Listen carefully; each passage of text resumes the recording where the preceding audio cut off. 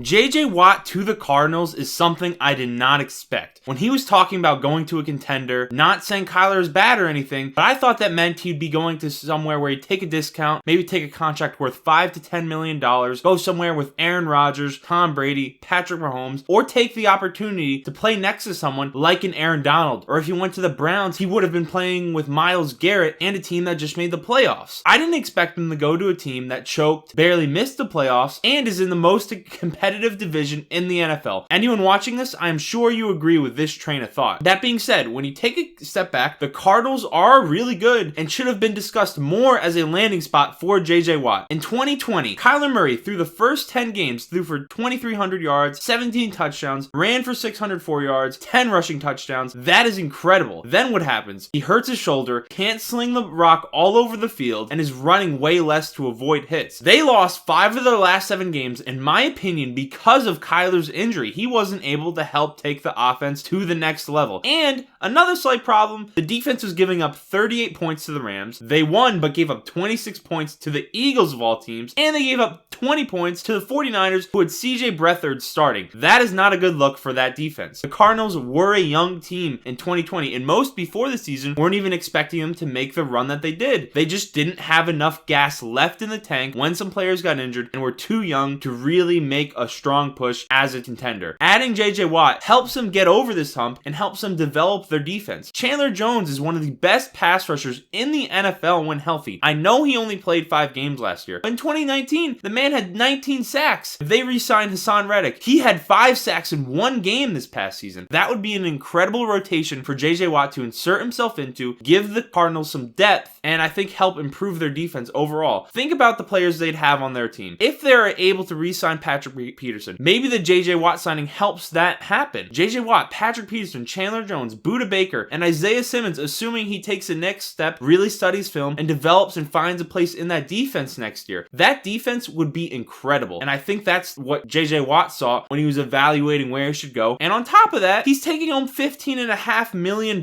next year. That is no small chunk of change. It's not that much like a discount. He's older, a little bit further along in his career, and he's going to be making a lot of money. I think the Cardinals next season are going to be poised to be able to compete with the Seahawks. They had a bunch of close games last year. I think the Cardinals defense is going to be a lot better. I think they're going to overshadow Matthew Stafford on the Rams. I think they're going to put Garoppolo in his place. I know Kyle Shanahan could always throw a wrench in that, but the Cardinals, I think, are really good. I think the JJ Watt signing is great, and they are a contender when you take a step back and look at it. It also teaches you that don't trust everything you hear in the media. JJ Watt's representatives clearly weren't talking to anything, and everything thrown out there was smoke screens and the media just making it a discussion. So let me know what you think about the signing down in the comments below. Are the Cardinals a real threat in the NFC West? Like the video, subscribe. It helps us out a ton. We're at 72, trying to keep growing, and I'll see you in the next one.